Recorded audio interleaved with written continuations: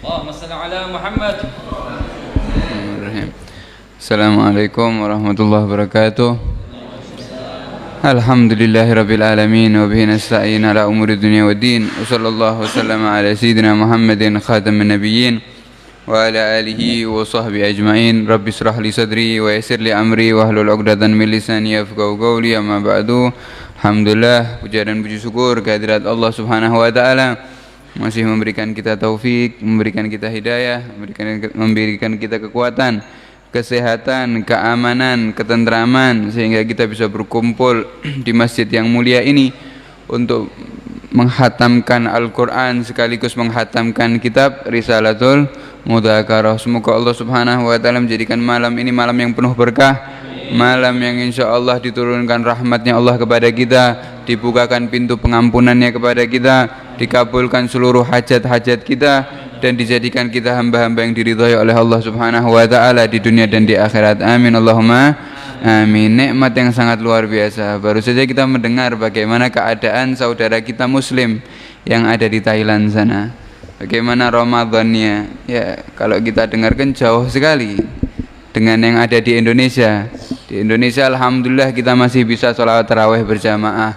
Kita masih bisa tadarus Al-Quran bersama-sama, menghatamkan Al-Quran bersama-sama, bahkan sholat malam dan yang lain-lain kita masih bisa berkumpul. Ini nikmat dari Allah Subhanahu wa ta'ala yang Allah berikan nikmat ini kepada orang-orang yang khusus. Tidak semua orang muslim, tidak semua orang mukmin Allah beri nikmat seperti ini. Tapi alhamdulillah kita termasuk orang-orang yang dipilih oleh Allah Subhanahu wa taala untuk diberi nikmat yang sangat agung seperti ini. Semoga kita termasuk hamba-hamba yang bersyukur kepada Allah Subhanahu wa taala sehingga terus diberi nikmat oleh Allah Subhanahu wa taala. Dan juga kita doakan saudara-saudara muslim kita yang ada di Thailand maupun yang ada di luar negeri sana, semoga Allah menjunjung tinggi agama mereka, semoga Allah memberikan keamanan kepada mereka, semoga Allah Subhanahu wa taala memberikan keamanan dalam beribadah dan dalam menyembah Allah Subhanahu wa taala. Amin Allahumma amin. Alhamdulillah tsumma alhamdulillah.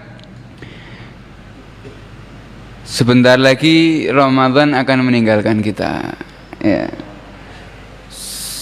Jumat kemarin adalah Jumat yang terakhir di Ramadan ini. Jumat depan kita sudah keluar dari bulan Ramadan.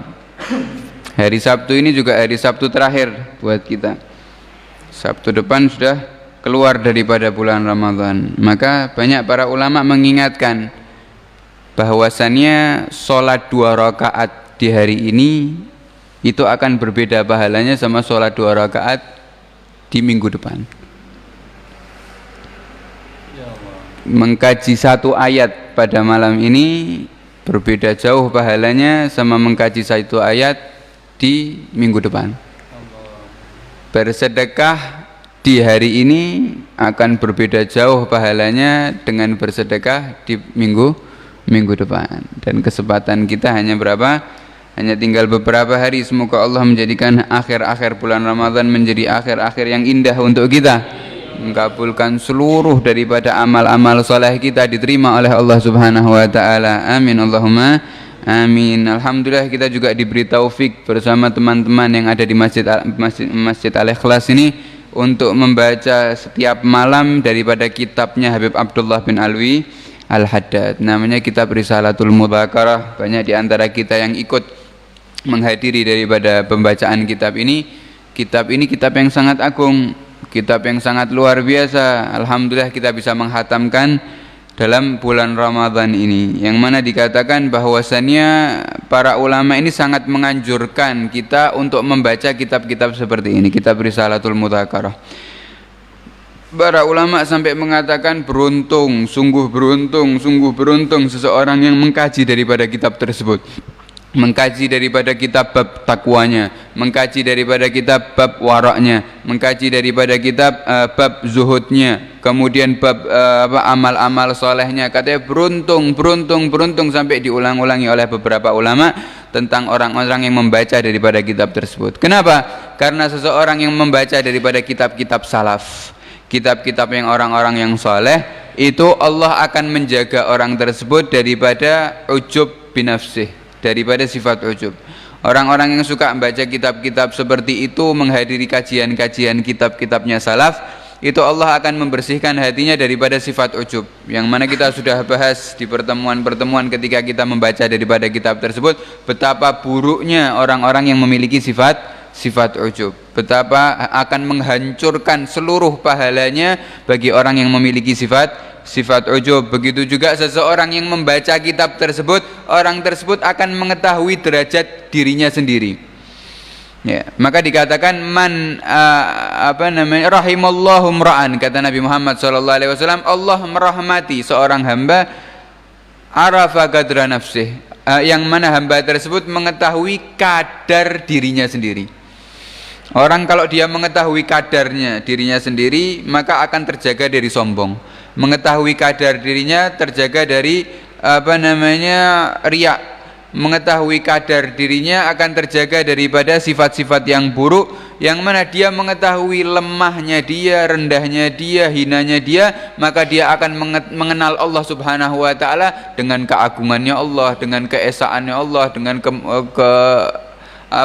keagungannya Allah Subhanahu wa taala. Itu semua didapati ketika kita bisa mengenal diri kita sendiri dengan apa? Dengan membaca kitabnya orang-orang yang soleh. Dan dengan membaca kitab-kitab mereka, kata para ulama, kita bisa mengetahui aib kita. Selama ini kita ini hidup santai-santai saja. Selama ini kita ini hidup seakan-akan tidak ada tanggung jawab atau tidak ada apa-apa, karena kita tidak tahu aib kita, sakit kita di mana, penyakit kita di mana, kita tidak tahu. Banyak daripada seseorang yang mana dia tidak mau ke dokter karena dia tidak merasa sakit, padahal kalau dicek daripada badannya penuh dengan penyakit, tapi dia tidak mau tahu dengan penyakit tersebut. Waliyadzubillah, akhirnya bisa merenggut nyawa orang tersebut, bisa tambah akan lebih parah dan semakin parah. Begitu juga hati kita seperti itu juga. Kita ini ingin hidup kita bahagia, bahkan kehidupan kita setelah kematian ini menjadi kehidupan yang indah, juga bahagia nanti di surga. Kan tapi butuh dengan apa? Pembersihan hati. Kita membersihkan bagaimana, Ustadz? Kita tidak tahu penyakitnya. Nah, caranya bagaimana agar kita mengetahui penyakit-penyakit hati kita? Kata para ulama, baca kitab-kitabnya para salaf. Karena di dalam kitabnya para salaf ini bisa mengkoreksi seakan-akan kita di-scan hati kita.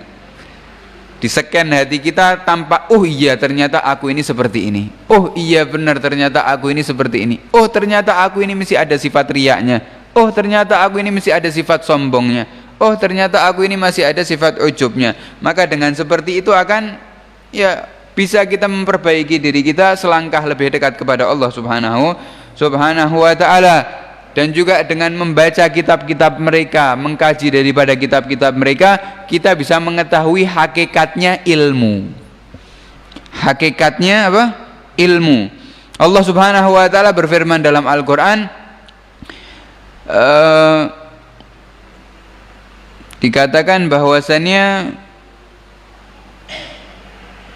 innama yakhshallaha min ibadihil ulama. Hanya saja orang yang takut kepada Allah Subhanahu wa ta'ala, mereka adalah ulamaku, kata Allah Subhanahu wa ta'ala. Mereka adalah ulamaku, kata Allah Subhanahu wa ta'ala. Hakikatnya ilmu adalah yang memberikan kepada kita semakin takut kepada Allah. Jadi bahkan sampai menyebut nama Allah ini ada wibawa dalam hati kita. Ketika kita sholat ini ada wibawa sholat tersebut. Ketika kita mengkaji Al-Quran ini ada sesuatu yang indah ketika kita mengerjakan tersebut. Berbeda dengan kita sekarang. Kita sekarang kalau masuk masjid seakan-akan biasa. Kita kalau sholat biasa. Kita kalau sedekah biasa. Tidak ada ruh ibadahnya, tidak ada. Maka kata para ulama, kita harus membaca kitabnya para salaf agar apa? Ketika kita mengamalkan amalan tersebut, ada ruhnya ibadah tersebut tertanam dalam jiwa kita. Sholatnya kita walaupun cuma 2 rakaat, tapi seakan-akan membekas dalam jiwa kita. Iktikafnya di masjid ini kita seakan-akan mengaku ini adalah rumah Allah Subhanahu wa ta'ala. Ini adalah tempatnya Allah menjadikan hamba-hambanya sebagai kekasih Allah Subhanahu wa ta'ala. Sehingga dengan membacanya kitab para salafun saleh, mengetahui tentang hakikatnya ibadah, rohnya ibadah, apa yang kita lakukan ini benar-benar mulia, maka kita akan timbul daripada hati kita hakikatnya ilmu. Kita tahu hakikatnya ibadah, hakikatnya ilmu dengan apa? Membaca daripada kitab-kitab mereka. Begitu juga dengan membaca kitab mereka, kata para ulama, Allah akan menjauhkan dari hati kita cinta kepada dunia, rindu bergantung hati kita dengan dunia, sampai cinta kepada pangkat, cinta kepada derajat atau tahta dan yang lainnya. Itu Allah akan menghapus daripada hati kita dengan cara bagaimana? Dengan membaca daripada kitabnya para salafuna saleh. Karena kabar gembira disebutkan oleh Habib Abdullah bin Abu Bakar Al-Idrus bahwasanya beliau mengatakan tanda hatinya seseorang ini hidup adalah mau membaca kitabnya para salafun saleh, mau duduk untuk mendengarkan kalamnya salafun saleh, mau buka kitab, ada satu orang buka kitab kemudian orang tersebut mau mendengarkan, kata Habib Abdullah Al-Idrus, itu adalah tanda hati seseorang hidup. Kenapa? Para ulama ini memberikan kita dua pemisah perbedaan. Tak kasih dua perbedaan. Mana dia ini orang yang ahli dunia, mana dia yang ahli akhirat. Tandanya bagaimana? Kata para ulama, siapa yang cinta kitab-kitabnya Imam Ghazali, kitab-kitabnya Imam Abdullah bin Alwi Al-Haddad, maka pasti dia adalah termasuk orang yang ahli akhirat. Hatinya bergantung dengan akhirat. Tapi dia tidak suka dengarkan kalamnya Imam Ghazali, dengarkan kalamnya Imam Abdullah bin Alwi Al-Haddad, dia tidak mau, tidak suka, maka berarti kata Habib Abdullah itu termasuk apa? Ahli dunia. Wa mautun nafas, dan orang yang mendengarkan daripada kitab-kitab tersebut, mau duduk mengkaji kitab tersebut, tandanya nafsunya telah tunduk, hatinya hidup, nafsunya tunduk. Safaul qalb, hatinya bersih, kata para ulama. Wa nurul akal, Allah akan memberikan cahaya dalam akalnya. Maka kalau kita sebagian dari kita pernah berpikir, khususnya kita selama hidup di dunia, ada seseorang yang bermaksiat kepada Allah Subhanahu wa taala. Kemudian ketika orang ini bermaksiat, tiba-tiba orang-orang yang cerdas di sekitarnya juga ikut mendukung maksiat tersebut. Banyak atau tidak? Banyak. Bahkan di zaman sekarang banyak sekali. Tidak perlu kita sebutkan contohnya. Ketika terang-terangan bermaksiat, sudah jelas-jelas ini maksiat, tapi justru orang-orang yang cerdas di sekitarnya malah apa? Mendukung. Dia punya akal tapi tidak punya cahaya akal, tidak punya nurul akal, sehingga tidak ada manfaatnya akal tersebut. Akalnya tersebut dimanfaatkan oleh setan. Wa zayyana lahumus syaitanu a'malahum. Setan ini merubah atau menjadikan yang dia kerjakan itu menjadi indah, dikasih sama setan ini dan itu, sehingga dia berpikir, oh ini indah, padahal jelas-jelas maksiat. Kenapa? Tidak punya cahaya akal, nurul akal tidak punya. Di mana cara mendapatkannya? Dalam kitabnya para salaf, kata para ulama, nurul akal kalian akan dapatkan. Cahaya akal ini, kalian punya akal tapi tidak ada cahayanya, percuma. Sebagaimana kalian punya mata tapi tidak ada cahaya. Kita punya mata terang, tidak ada minnya, tidak ada plusnya, tapi gelap semuanya. Bisa ngelihat apa enggak? Percuma mata kita. Begitu juga kita punya akal, IQ tinggi, profesor, doktor dan yang lainnya, tapi tidak ada cahaya akal tersebut, buta, sama saja. Maka bagaimana cara mendapatkan cahaya akal tersebut? Duduk sama orang-orang yang mengkaji kitab tersebut, mendengarkan daripada apa yang disampaikan oleh para salafuna soleh. Begitu juga seseorang yang senang membaca daripada kitab tersebut, akan Allah timbulkan dalam hatinya mahabbatul qalb, mahabbatullah, cinta kepada Allah Subhanahu wa taala, cinta kepada Allah Subhanahu wa taala, wa mahabbati Rasulillah, dan cinta kepada Rasulullah sallallahu alaihi wasallam, wattiba syariatih, orang tersebut akan senantiasa mengikuti daripada syariat Nabi Muhammad sallallahu alaihi wasallam. Wa khaufullah, orang tersebut akan semakin takut kepada Allah Subhanahu wa taala, semakin dikit maksiatnya. Orang kalau sudah punya rasa takut sama Allah, ini luar biasa. Orang kalau sudah punya rasa takut sama Allah, ini derajat yang tinggi, akan semakin sedikit bermaksiatnya. Wa raja ilallah, dia akan semakin mengharap kepada Allah Subhanahu wa taala atas apa karunia Allah yang Allah berikan kepada para hambanya. Wa khasyati wa imtithali amrih, dan dia akan semakin meningkatkan daripada amal ibadahnya. Orang-orang kalau sudah sering membaca daripada kitab salafun saleh ini akan berdampak daripada kegiatan sehari-harinya. dia akan menambah daripada amalannya. Semakin taat kepada Allah Subhanahu wa taala, semakin jauh daripada dunia, semakin menutup matanya. Ya, menutup matanya dari apa? Dari maksiat. Maksiat mata ini bukan hanya memandang aurat. Maksiat mata ini bukan hanya memandang perempuan yang bukan mahram atau laki-laki atau aurat dan yang lainnya. Tapi maksiat mata ini termasuk juga memandang saudara kita muslim dengan pandangan remeh. Ini maksiat mata ini. Kita memandang teman kita, tapi kita dalam hati kita merendahkan. Ini maksiat besar ini. Maka dikatakan para ulama, orang yang membaca kitab salaf ini dia akan menjaga daripada pandangannya. Pandangannya semakin dijaga sehingga tidak pernah memandang saudaranya muslim dengan pandangan remeh atau pandangan rendah. Wa ma'rifatu qudratullah wa qudrati auliyaih. Dan orang yang membaca daripada kitab salafun salih ini akan semakin mengenal kemampuan Allah Subhanahu wa taala.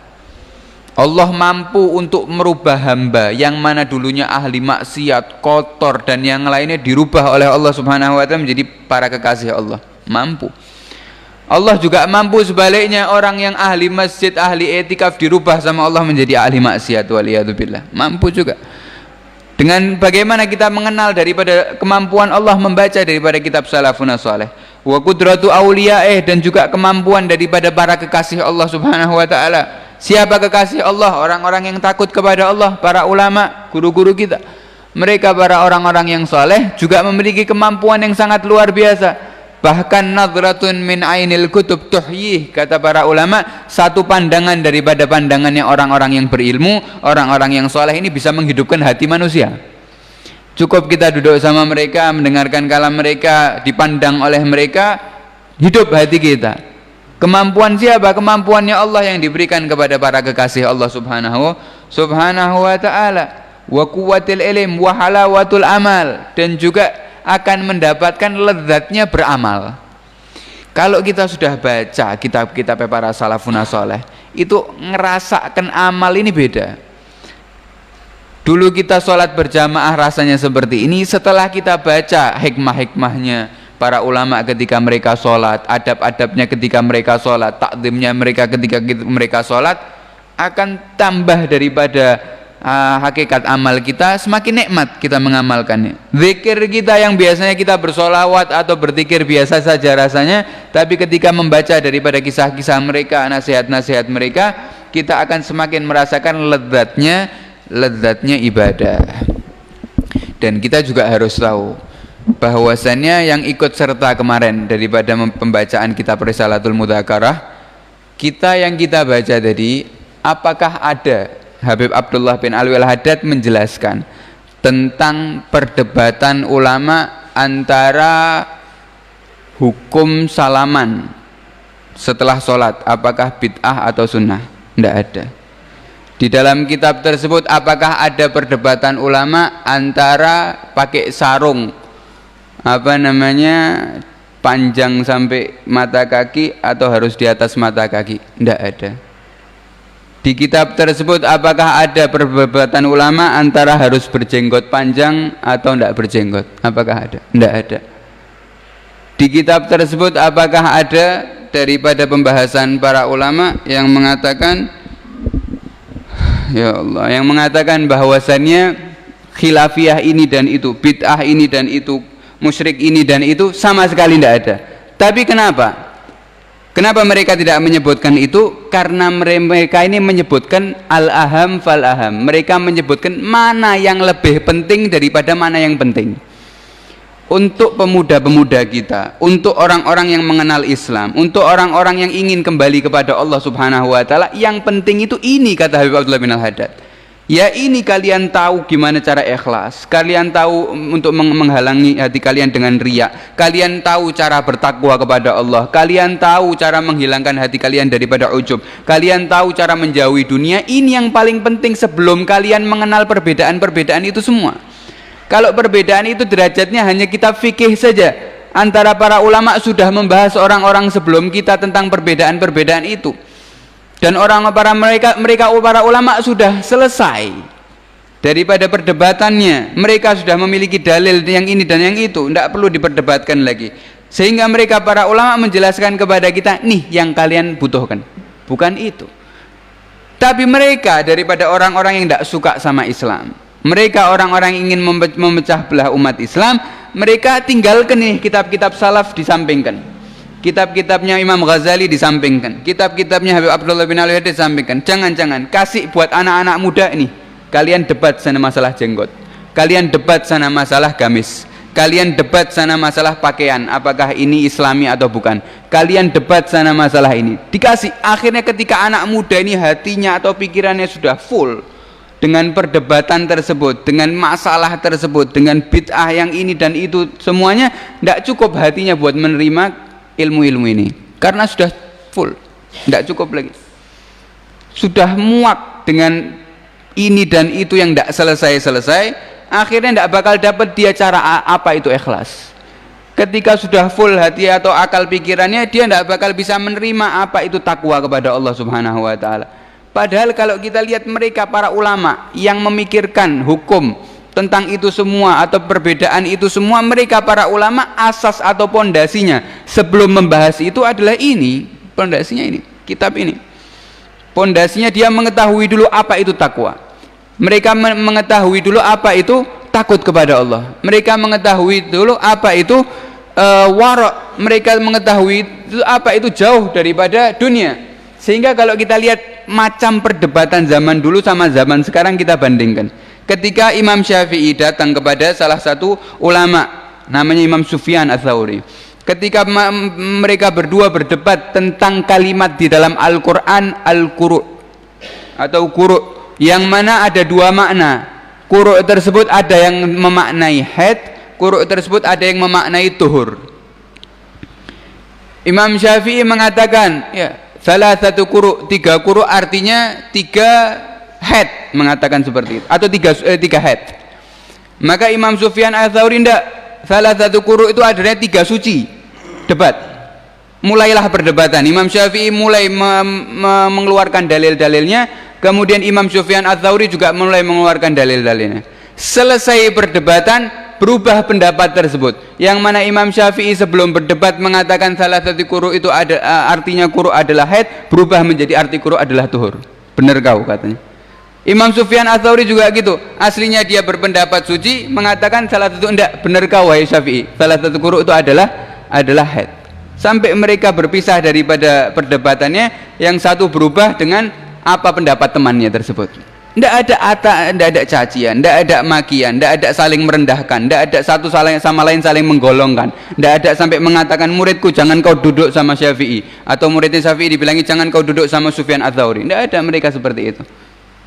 Kenapa? Karena mereka sebelum memasuki perdebatan atau masalah fikih tersebut, asasnya mereka sudah berpondasi hati mereka dengan ini, pondasi mereka dengan takwa, pondasi mereka dengan takut kepada Allah, pondasi mereka dengan cinta kepada Allah dan cinta kepada Nabi Muhammad. Pondasi mereka sudah menghilangkan daripada sifat-sifat buruk yang ada di nafsunya, daripada riya, iri, dengki, ujub, itu sudah hilang.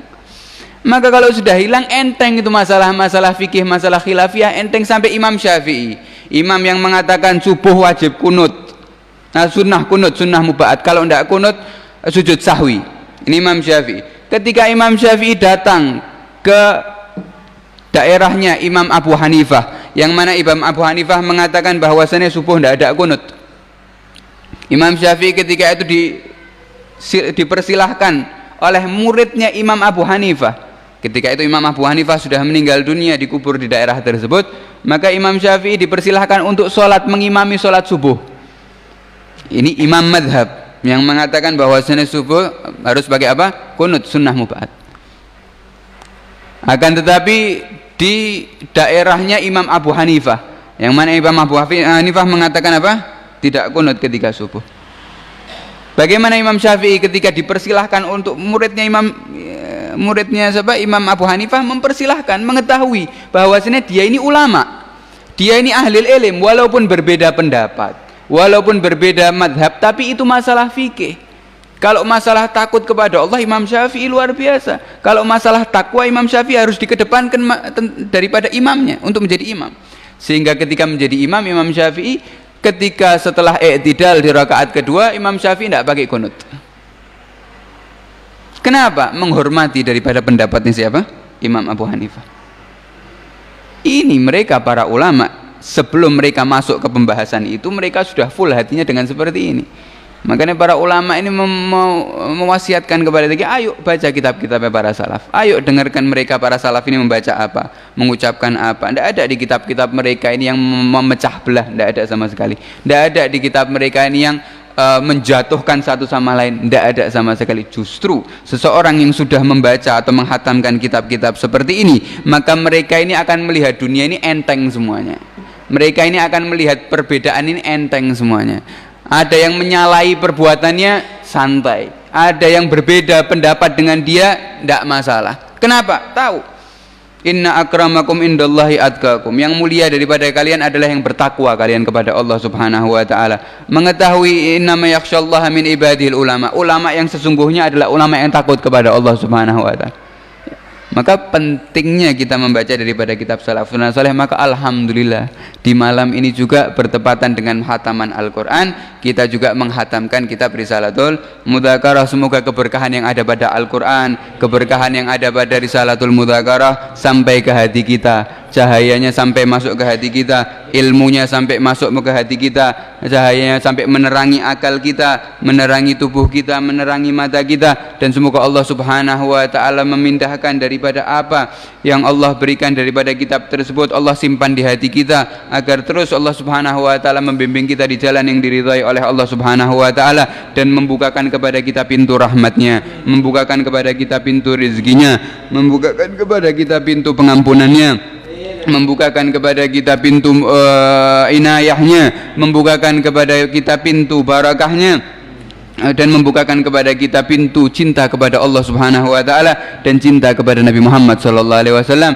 Dan Allah Subhanahu wa taala, semoga Allah Subhanahu wa taala tidak menjadikan Ramadan ini Ramadan yang terakhir untuk kita, akan tetapi memanjangkan umur kita dalam keadaan sehat wal afiat fi taatillah, sehingga bisa berkumpul lagi di Ramadan-Ramadan yang akan datang dalam keadaan bertambah iman kita, bertambah ketakwaan kita, bertambah kedekatan kita kepada Allah, bertambah ngaji Al-Quran kita, bertambah qiyamul lail kita, bertambah kita mengkaji daripada kitab salafun saleh, bertambah kedekatan kita kepada Allah Subhanahu wa taala. Amin amin ya rabbal alamin. Wa sallallahu ala sayyidina Muhammad wa ala alihi wasallam.